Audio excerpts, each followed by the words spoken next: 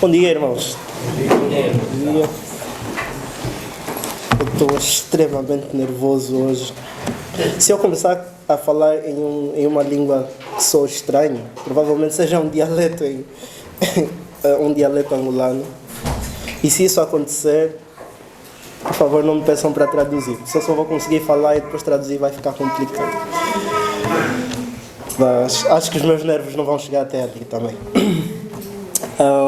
Vamos hoje continuar a nossa viagem pelo Evangelho segundo Mateus. Nós estamos agora no capítulo 12. Vamos começar hoje o capítulo 12 de Mateus e vamos meditar em apenas 8 versículos. Uma passagem bastante curta, Mateus capítulo 12, versículos 1 a 8, o nosso texto de hoje. Nós temos cantado e lido ao longo do culto de hoje a respeito da suficiência de Cristo para a nossa salvação, do facto de que é nele que é revelada a glória de Deus e é nele em que nós encontramos a plenitude da salvação. É só nele em que encontramos as palavras de vida. É nele que temos a graça pela qual somos salvos e é nele em que temos a redenção. Tudo aquilo que temos feito nesse culto já tem nos conduzido a esse ato de olhar para Cristo, de fixar os olhos em Cristo como sendo a única fonte de vida eterna. Mas nós vamos ler hoje uma passagem que retrata o confronto, o diálogo entre Jesus e um grupo que não o via como a fonte das palavras de vida eterna. Nós vamos ler sobre um grupo que considerava que podia encontrar em outro lugar a fonte da vida eterna. Podia encontrar em outro lugar a palavra de salvação, que podia conseguir pelos seus próprios méritos, pelas suas próprias forças, o seu lugar no reino dos céus. E vamos à nossa passagem para entendermos o que é que o Senhor tem para falar para nós hoje. Diz assim a palavra do Senhor no Evangelho segundo Mateus, capítulo 12, versículo 1. Por aquele tempo, em dia de sábado, passou Jesus pelas searas. Ora, estando os seus discípulos com fome, entraram a colher espigas e a comer.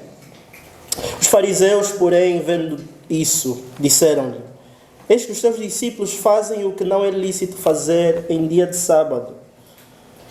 Mas Jesus lhes disse: não lestes o que fez Davi quando ele e seus companheiros tiveram fome? Como entrou na casa de Deus e comeram os pães da proposição, os quais não lhes era lícito comer, nem a ele, nem aos que com ele estavam, mas exclusivamente aos sacerdotes? Ou não lestes na lei que aos sábados os sacerdotes no templo violam o sábado e ficam sem culpa? Pois eu vos digo, aqui está quem é maior que o templo.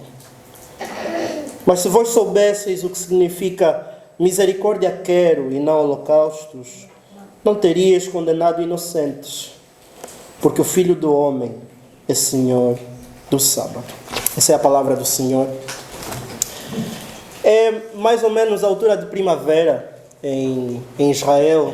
Nós estamos na região da Galileia. Já nos últimos capítulos, Jesus começa a desenvolver o seu ministério nesta parte norte de Israel.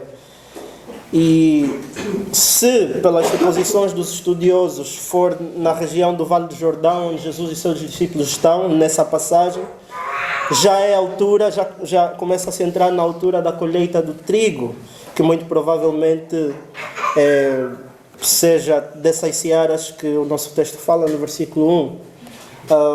Nós estamos naquela fase entre a colheita da cevada, onde é geralmente celebrada a festa da Páscoa, e depois a seguir a colheita do trigo. Estamos mais ou menos entre abril e maio, fazendo equivaler com o nosso calendário de hoje.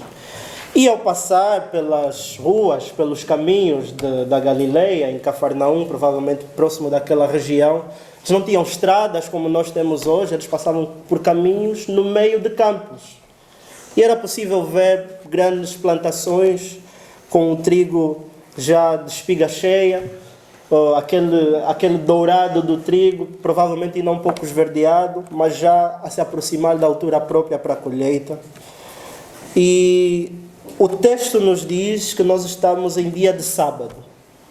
É dia de sábado. E nesse tempo próprio para a colheita, era comum entre os israelitas comerem o trigo cru, que era algo que eu achei estranho, sinceramente, ao ler essa passagem, principalmente para nós angolanos que não cultivamos trigo. A única coisa de trigo que nós recebemos lá é a farinha. Então, consumir o trigo cru, para mim, é um pouco mais difícil de imaginar, talvez seja menos difícil para os irmãos, mas para mim é muito difícil. Mas o que nós lemos pela palavra de Deus é que muitas vezes os campos dos israelitas não eram ceifados na sua plenitude. Muita da sua colheita era principalmente nas bordas dos campos, era deixada para servir de mantimento para os estrangeiros e viajantes que passassem por ali, porque era essa ordem que o Senhor tinha dado no Antigo Testamento. E era comum esses que passassem pelos campos irem ali nas extremidades do campo e coletarem dessas espigas de trigo, com as suas próprias mãos amassarem, e não sei se soprando ou por que método separavam as cascas das espigas, consumiam esse trigo assim mesmo como estava. E pelo contexto da nossa passagem, é isso que está a acontecer. Os discípulos, andando com Jesus, passam perto de um campo que já estava pronto para a seara, para a colheita, e tendo fome, é o que nós vemos no versículo 1, eles entraram a colher espigas e a comer. Até aqui tudo bem, porque aquilo que os discípulos estavam a fazer estava previsto na lei do Senhor. Se nós formos a Deuteronômio, no capítulo 23, versículo 25, se eu não estiver errado, ver aqui a minha cábula, Deuteronômio 23, 25, mostra que o Senhor havia dado essa permissão para que aqueles que precisassem de mantimento se socorressem daquilo que havia nos campos, daquilo que havia sobrado da colheita. E até aqui tudo bem, não há problema algum. Mas o que nós vemos é que isso gera depois uma contestação da parte dos fariseus, que a princípio não parecem estar ali, mas afinal estavam à espreita, a observar tudo que Jesus e seus discípulos faziam. E nós queremos olhar para o que acontece nesse texto, perceber que ensino é que Mateus, em primeiro lugar, queria passar para o seu público, para quem ele escrevia, e como isso pode se aplicar à nossa vida hoje. A nossa passagem é bastante simples na sua divisão. Dos versículos 1 ao 2, nós temos um contexto. Ele estabelece o cenário em que tudo acontece.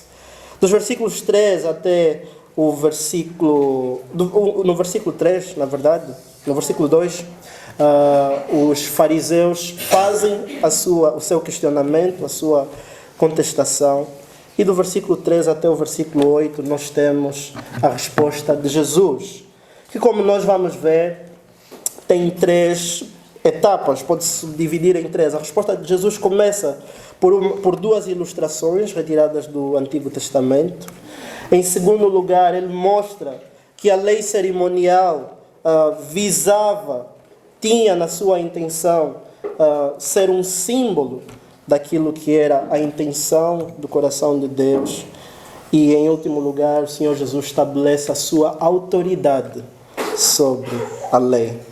E com tudo isso, o propósito último de Jesus é mostrar que Ele é superior a todo o sistema de leis que havia entre o povo israelita. Vamos voltar à nossa passagem. Diz a palavra do Senhor que em dia de sábado Jesus passa pelas searas e, como já vimos, ele está com os seus discípulos.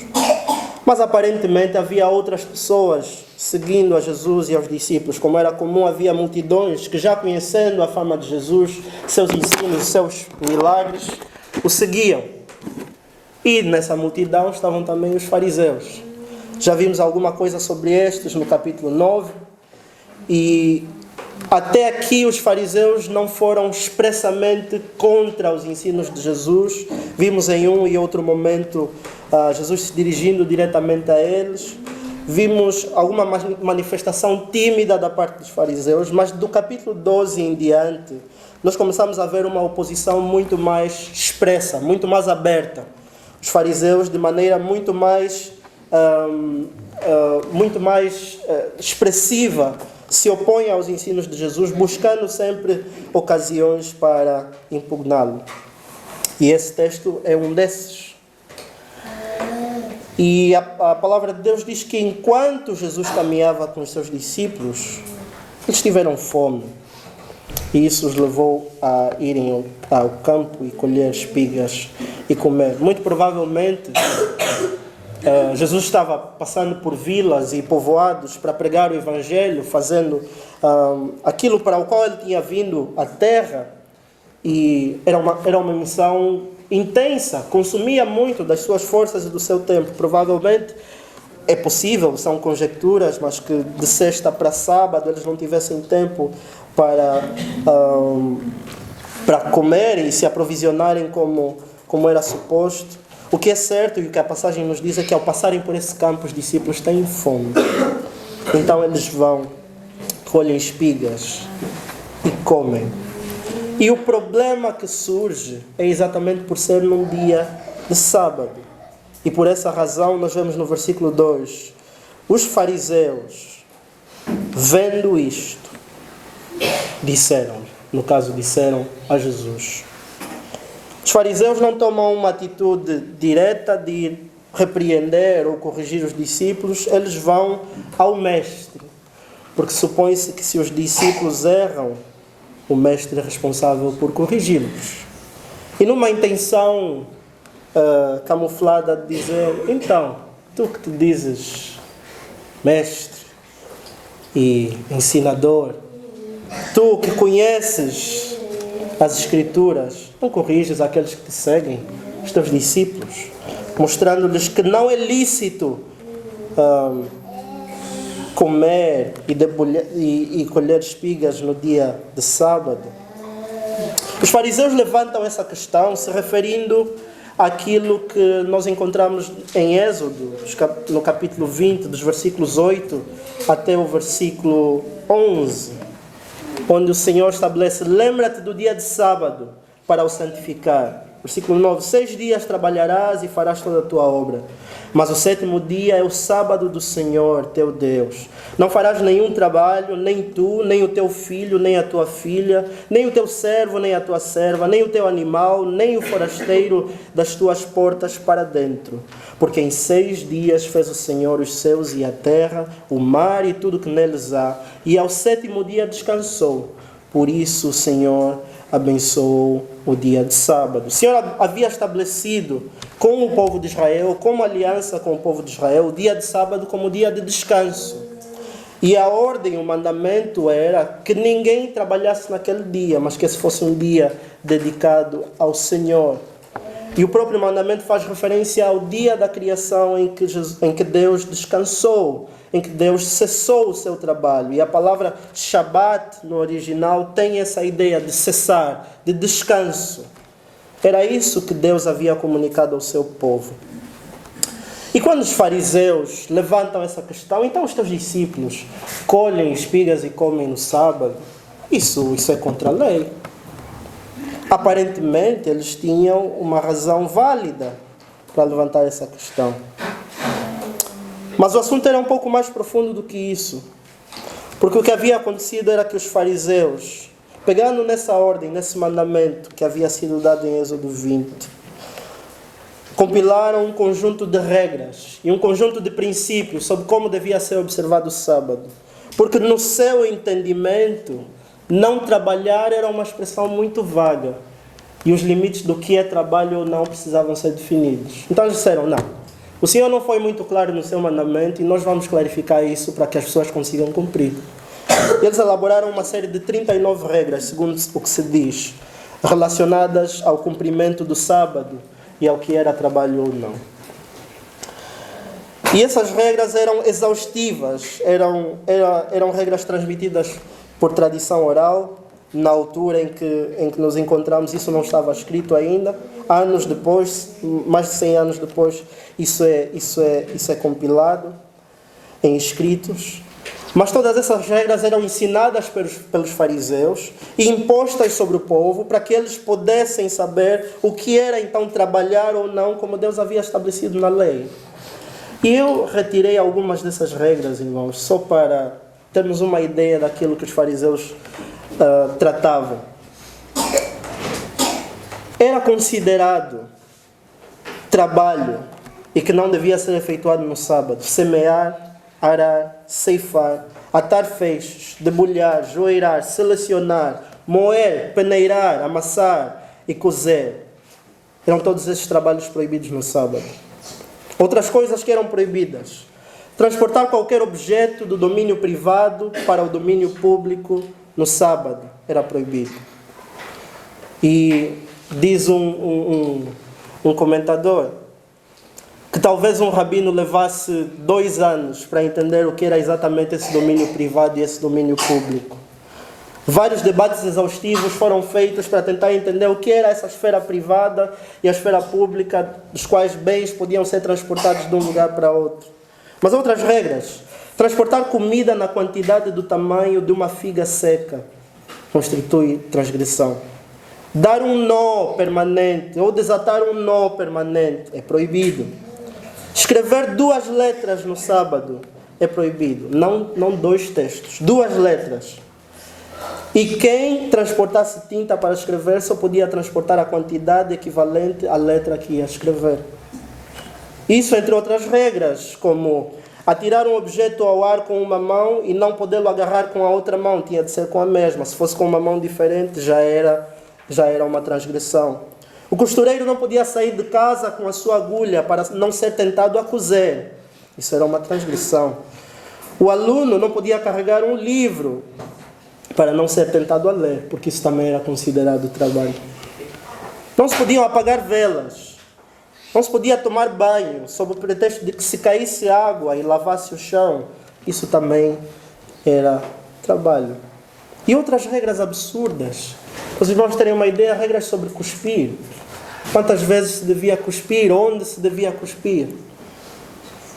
E todas essas regras eram transmitidas ao povo e impostas sobre eles para que eles as cumprissem.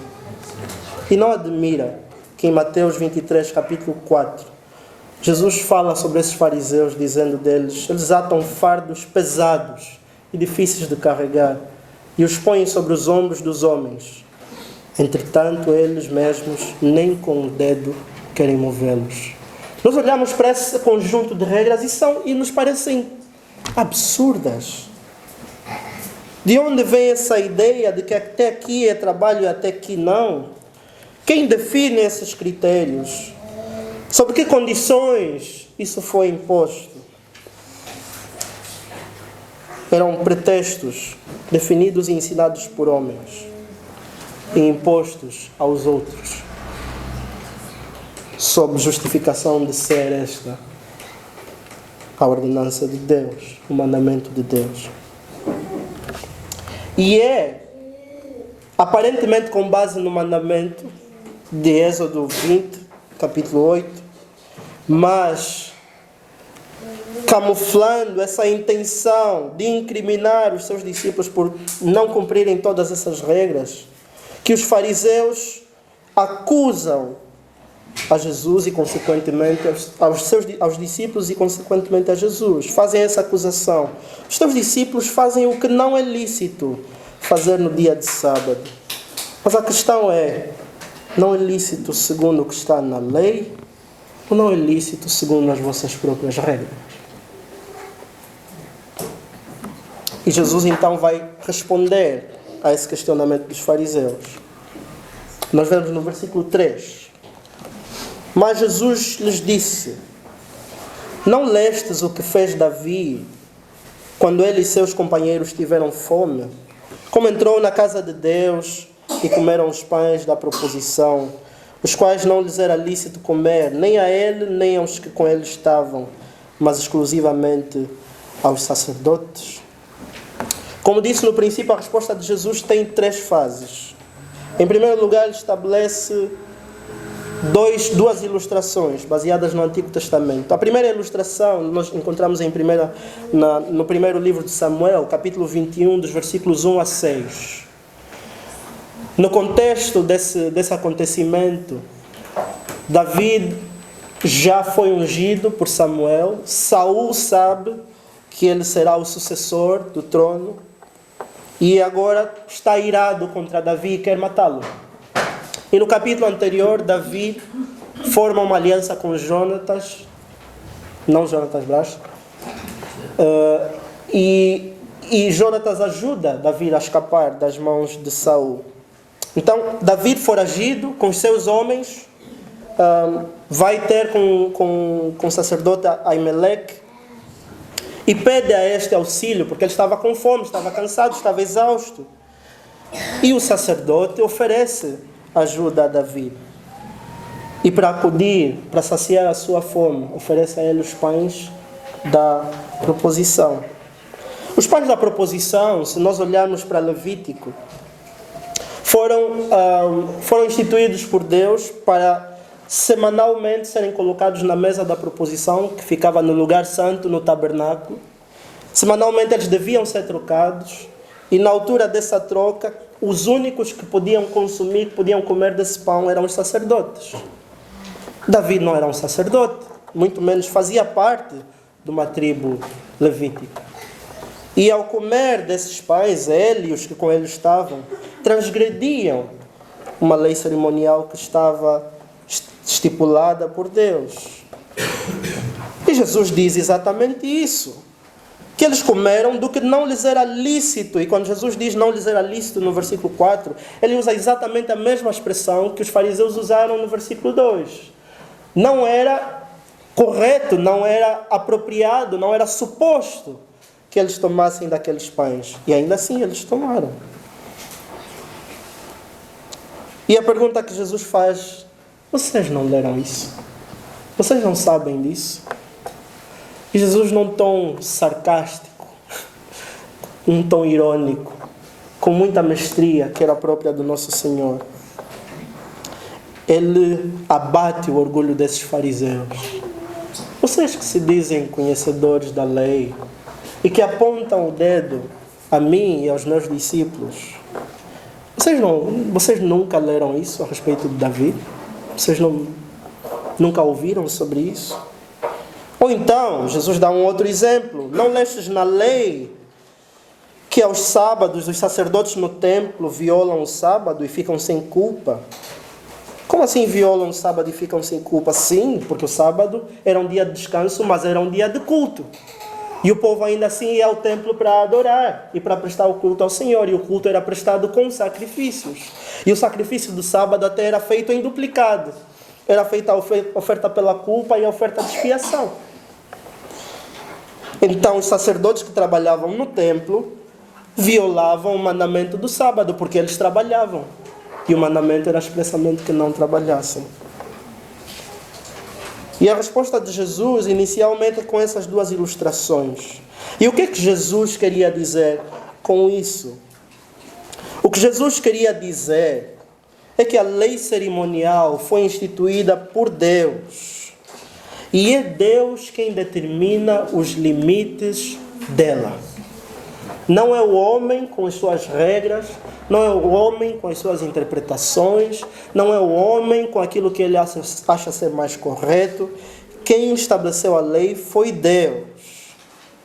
E quem estabelece os seus limites também é Deus.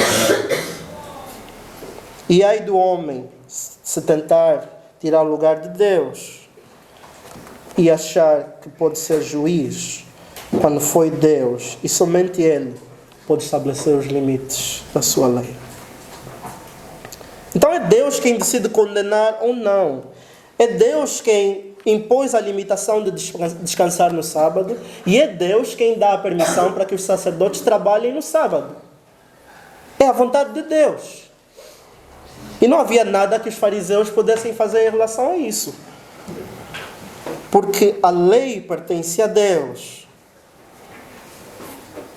Era isso que Jesus queria mostrar aos fariseus. Ele continua a resposta no versículo 6.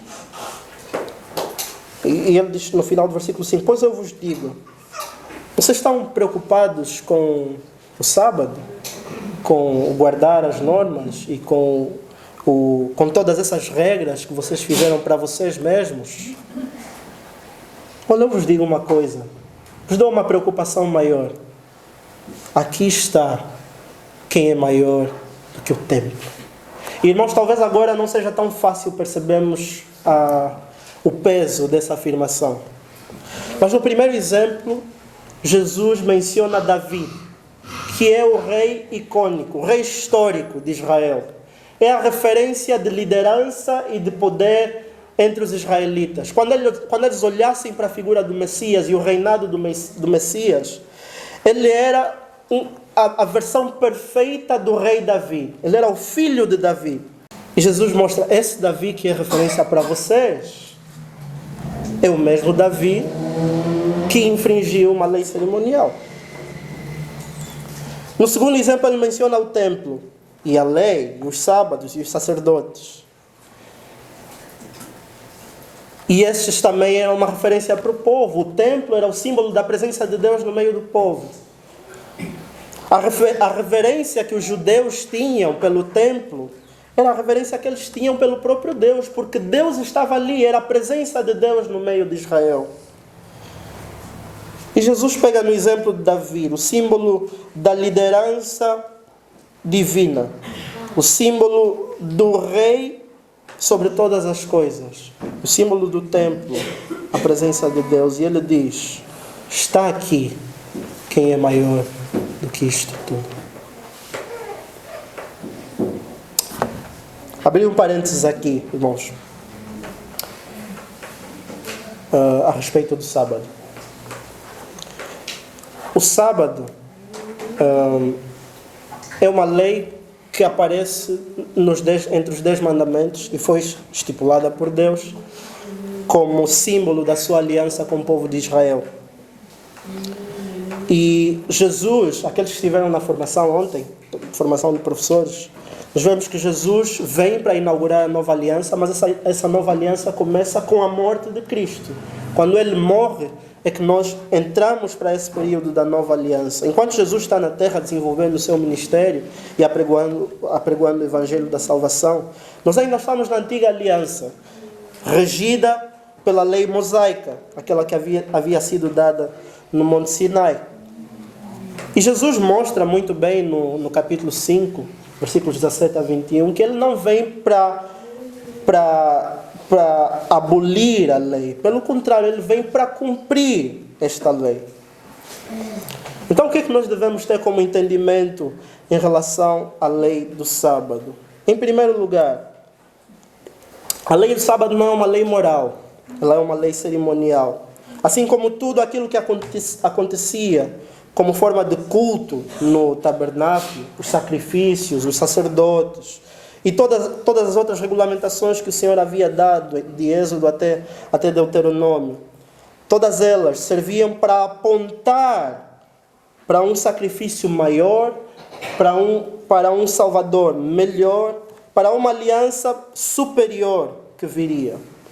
Todas as leis cerimoniais foram dadas para apontar para Cristo, para essa pessoa que viria no futuro e consumaria então a obra da redenção que havia sido planificada por Deus.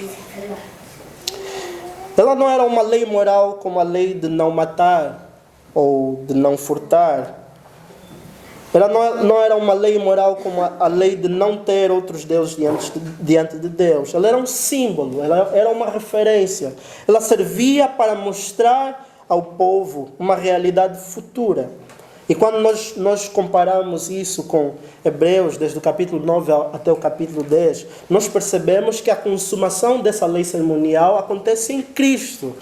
Porque o sábado é a figura do descanso. Nós falamos algumas quintas-feiras, já não venho algumas quintas-feiras, mas recentemente nós falamos sobre o entrar no descanso. Não é? E que essa figura de entrar no descanso, essa figura do sábado, essa figura de cessar o trabalho, essa figura de plenitude de descanso, ela se consuma em Cristo. Cristo é o nosso descanso. É em Cristo que nós alcançamos esse descanso. Então o sábado e todas as leis cerimoniais que haviam sido dadas no Antigo Testamento, elas eram uma figura que apontava para Jesus, que é a consumação do verdadeiro descanso. A consumação desse verdadeiro cessar de trabalho gerado pelo pecado. E por isso é que Jesus agora se afirma como sendo maior do que todas aquelas regulamentações que haviam vindo no passado. Porque Ele veio para cumpri-las todas, para dar cumprimento cabal. E agora se tornar representante de uma superior aliança. E por isso, Ele diz no versículo 6, aqui está quem é maior que o templo. Ele é maior do que todos os símbolos. Na verdade, todos os símbolos apontavam para Ele. Na verdade, todas as figuras apontavam para Ele. Na verdade, todos os simbolismos e todas as imagens e todas as figuras falavam dEle, profetizavam sobre Ele, faziam o povo de Israel lembrar que viria a verdadeira redenção pela raiz de Davi. O problema é que os fariseus pegaram nesse símbolo, pegaram nessa imagem do verdadeiro descanso e tornaram ela um fardo para as pessoas.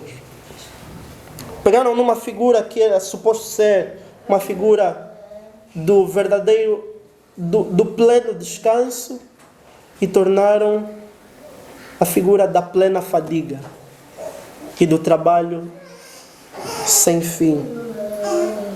Porque na verdade, provavelmente os judeus passavam a semana se preparando para o dia do sábado, pensando em como iam conseguir se manter dentro dos limites daquilo que era, daquilo que lhes era imposto, aquilo que era correto ou não fazer.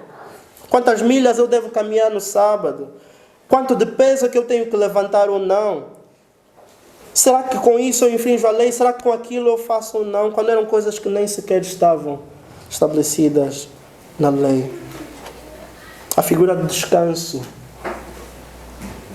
tornou-se um fardo. E por isso faz muito sentido aquilo que nós vimos na semana antepassada. Faz muito sentido o apelo de Cristo. Venha a mim todos que estáis cansados e sobrecarregados. Porque era realmente um fardo pesado. O fardo do legalismo. O fardo de alcançar justiça por obras próprias. O fardo de alcançar retidão diante de Deus com os próprios esforços. Era dessa maneira que eles viviam. Tentando cumprir regras e preceitos de homens para conseguir alcançar o favor de Deus. Mas quando Jesus chega, Jesus que é o cumprimento pleno da lei, Ele diz, venha a mim. Venha a mim. Vocês que lutam, vocês que se cansam, se esmeram, se esforçam, além das vossas capacidades para alcançar favor diante de Deus, olhem para mim. Eu estou aqui, sou eu o verdadeiro descanso. É isso que Jesus está a dizer aos fariseus. Agora, em primeiro lugar, Jesus estabeleceu que a lei foi dada por Deus, é Deus quem define os limites da lei. E Ele usa essas duas figuras para explicar isso. Ele se estabelece como sendo maior que o templo. Em segundo lugar, na sua resposta, Jesus fala do espírito da lei. E isso era um outro problema que havia acontecido enquanto os fariseus, nessa tentativa piedosa de elaborar normas e leis para ajudar as pessoas a cumprirem aquilo que Deus havia estabelecido. Eles haviam completamente errado o alvo. Eles perderam o foco da lei cerimonial. E é isso que Jesus chama a atenção no versículo 7. Mas se vós soubesseis o que significa misericórdia quero e não holocaustos, não terias condenado inocentes. Jesus diz, olhem para o exemplo de Davi. O que é que vocês queriam que o sacerdote fizesse? Que dissesse, olha, os pães que estão aqui são santos. Vocês não podem comer disso. Vão e sejam atirados à vossa própria sorte. É isso que vocês queriam que os sacerdotes fizessem? Olhem para o tabernáculo. Vocês queriam que por causa da lei do sábado, todos os sacrifícios no sábado parassem? E que o serviço ao Senhor, que é mais importante do que qualquer lei cerimonial, parasse por completo? É essa a vossa maneira de pensar? Que uma lei cerimonial se sobrepõe ao verdadeiro amor a Deus? Vocês acham, e aqui aplicando ao contexto dos discípulos, vocês acham que nós devíamos parar a nossa missão de pregar o Evangelho, de ir falar com as pessoas, por causa da fome e porque somos impostos por essa lei a não comer? E devíamos parar de ir ter com aqueles que precisam ouvir o Evangelho, de ensinar a mensagem? Porque era essa a questão. Os discípulos estavam a caminho da sinagoga, os discípulos de Jesus, onde Jesus ia, depois nós vamos ver isso na próxima semana, Jesus vai curar um homem com a mão mirrada, Jesus vai fazer sinais e maravilhas, Jesus vai ensinar. E qual era a lógica dos fariseus? Que eles ficassem impedidos de cumprir essa missão, porque guardar o sábado era muito mais importante. Jesus mostra aqui o espírito da lei de Deus. E o espírito da lei é misericórdia quero e não holocaustos. No mesmo texto, no mesmo episódio relatado por Marcos, é interessante como Marcos relata essa questão da necessidade do homem. Quando ele relata as palavras de Jesus, o sábado foi feito por causa do homem, e não o homem por causa do sábado. É suposto o homem descansar no sábado. Não é suposto o homem ter mais fardo e mais peso no sábado. Não é suposto o homem se privar de comer e morrer à fome por causa do sábado. É suposto o sábado lhe dar descanso do que ele não teve durante a semana. Era esse o propósito da lei. A lei cerimonial estava ali para servir a essa necessidade. Mas os fariseus inverteram completamente o sentido disso. O homem agora devia viver para cumprir essas regras e mentalmente traçar um mapa das coisas que não deveria deixar escapar. Imaginem coisas mínimas, como eu não posso tomar banho aqui porque o chão vai ficar limpo. E era isso que eles tinham como medidor da retidão e da justiça das pessoas. Vejam onde chega a tentativa do homem conseguir justiça própria diante de Deus. Mas é assim também nos dias de hoje. Nós pegamos naquilo que devia ser para o nosso benefício e transformamos num fardo. Um culto a Deus que devia ser uma alegria e um prazer. Devia ser um meio de alimentarmos as nossas almas com mais de Deus e da Sua palavra. Se torna um fardo. A ponto de 1 hora antes do culto, nós estarmos na cama e pensarmos: tenho de ir ao culto de novo hoje. Nós não encontramos esse prazer pelo facto de que vamos estar na presença de Deus. A oração, que devia ser um anseio da nossa alma. Eu preciso entrar nesse tempo de comunhão com o Senhor, de falar com Deus, de ser fortalecido nele, se torna um fardo. Porque para eu provar que eu sou justo e que eu sou reto, eu não posso falhar na oração. Então todos os dias eu estou lá a me forçar. Não estou a dizer que a oração não seja um ato também de renúncia. É claro que a nossa carne luta contra nós. E nesse aspecto nós temos que lutar para mantermos essa regularidade. Mas, irmãos, o que gostava de chamar a atenção aos irmãos é quantas vezes nós transformamos coisas que o Senhor deu para disciplinas espirituais que deviam ser para o nosso benefício. Nós fazemos delas o nosso troféu de justiça própria. E como nós temos que apresentar esse troféu, nós vamos a todo custo, pelas nossas próprias forças, a nossa própria maneira, tentar manter uma vida que não é verdadeiramente inspirada pelo Espírito Santo, que não brota realmente de um coração que foi regenerado por Deus. É apenas uma tentativa de parecermos mais santos, de parecermos mais justos. E podemos chegar no meio dos irmãos e dizermos: olha, eu ontem orei. Olha, eu ontem estava a ler a palavra e eu aprendi isso e aquilo. Mas nada mais é do que isso. É uma busca por justiça própria. Misericórdia quero e não holocausto. O espírito da lei era servir, da lei cerimonial era servir essa necessidade do homem. Mas os fariseus haviam completamente pervertido o significado disto. E isso vai ficar provado no episódio a seguir, que nós vamos estudar com mais detalhe. Ao ponto dos fariseus considerarem ser mais justo salvar uma ovelha no dia de sábado do que curar a mão de um homem.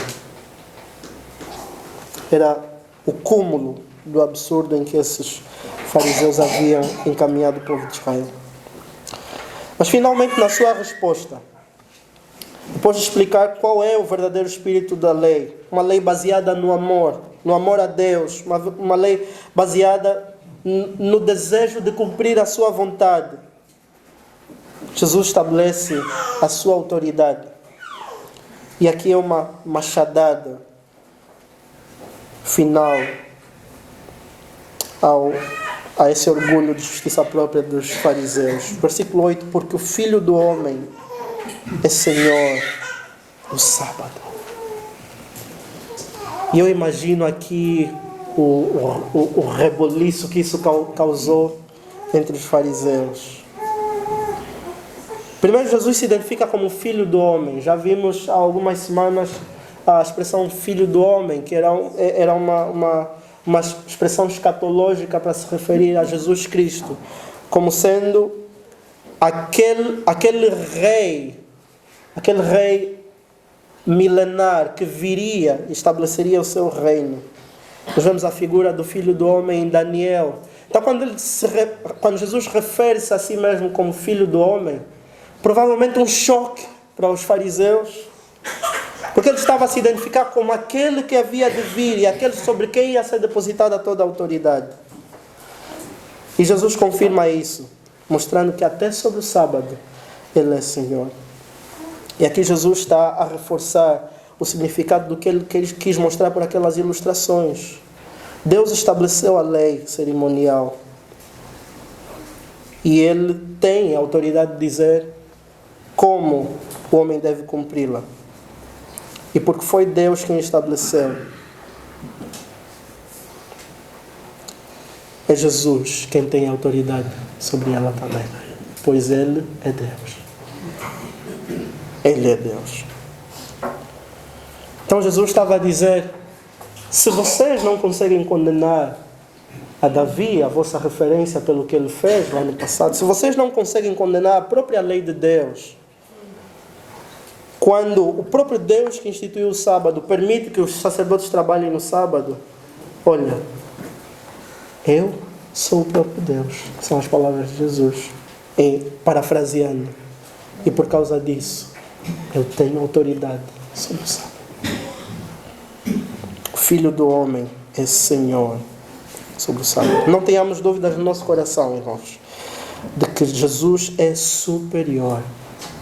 Superior. a todo o sistema de lei. Algumas aplicações, e eu vou começar por trazer uma aplicação que eu acho que é prática e importante para nós em relação ao cumprimento do sábado. Como lei cerimonial, o sábado é das únicas leis que Jesus não repete quando em altercações com os fariseus ele menciona os mandamentos. Jesus sempre fala do amor a Deus acima de todas as coisas e do amor ao próximo. Nós vemos na continuidade do Novo Testamento, pelas cartas, que o sábado também é o único mandamento que não é imposto aos santos para que cumprissem. Pelo contrário, nós vemos em Romanos 14, vemos em Colossenses 2 também, que os apóstolos recomendam que os crentes não fossem molestados, que não fossem incomodados em cumprir tais preceitos, guardar dias e não guardar dias, comer coisas ou não comer coisas, porque realmente a salvação estava baseada na graça por intermédio da fé. E a expressão que Paulo usa é que ninguém, parafraseando, que ninguém vos incomode por causa disso, por causa de não guardar os dias ou dias. Se alguém quiser cumprir, o faz de sua livre consciência e tem a consciência disso diante de Deus, se referindo aos judeus. Mas que ninguém os considere como menos santos ou como menos dignos diante de Deus por não cumprirem o sábado. Em segundo lugar, por que é que nós não cumprimos o sábado? A primeira razão é essa. A segunda, porque Jesus claramente dá um tratamento diferente a toda a lei relacionada a todas as leis cerimoniais. Nós vemos nos capítulos 5, 6 e 7 que Jesus é rigoroso em relação à lei moral de Deus. E até, ao contrário daquilo que os fariseus mostravam, o que Jesus ensina no Sermão do Monte é muito mais pesado do que aquilo que estava na lei. Porque os fariseus se preocupavam com coisas exteriores, como não matar. Mas Jesus diz, aquele que no seu coração chamar o seu irmão louco, este é réu de juízo. Jesus até aumenta a gravidade da punição pelo incumprimento da lei moral. Mas não é o mesmo com a lei cerimonial. O tratamento que Jesus dá aqui é muito diferente. E ele mostra que realmente ele está acima de toda a lei cerimonial. Então que não tenhamos dúvidas no nosso coração de que em Cristo a lei cerimonial está consumada, porque é nele que toda ela tem cumprimento. Segunda aplicação. Quão frequentemente nós estamos em busca de favor, aceitação diante de Deus, ou até mesmo diante dos homens, através daquilo que nós fazemos. E talvez não seja por coisas más, talvez seja por coisas justas e piedosas, como a oração, como a frequência regular aos cultos, como uma vida de generosidade, como uma vida de caridade. Que atentemos permanentemente o nosso coração, realmente façamos tudo o que é bom, tudo o que é justo, tudo o que é de boa fama, tudo em que há algum louvor. Nós façamos isso, como nos exorta Paulo em 1 Coríntios, como a Deus e não aos homens. Que no nosso coração tenhamos sempre o desejo de glorificar a Deus, porque esse é o espírito da lei, é amarmos a Deus de todo o coração. É por Ele que nós fazemos todas as coisas. E em terceiro lugar, confiemos na autoridade de Cristo, porque Ele é superior a tudo. Confiemos na suficiência de Cristo para a nossa salvação. A nossa salvação não é comprada por nada mais senão pelo sangue de Jesus.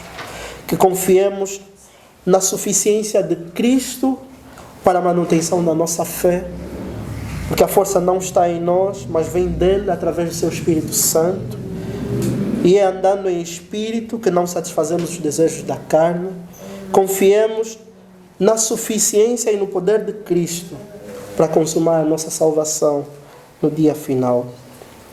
Porque realmente Ele é Senhor sobre tudo. Ele é Senhor até mesmo no sábado. Amém?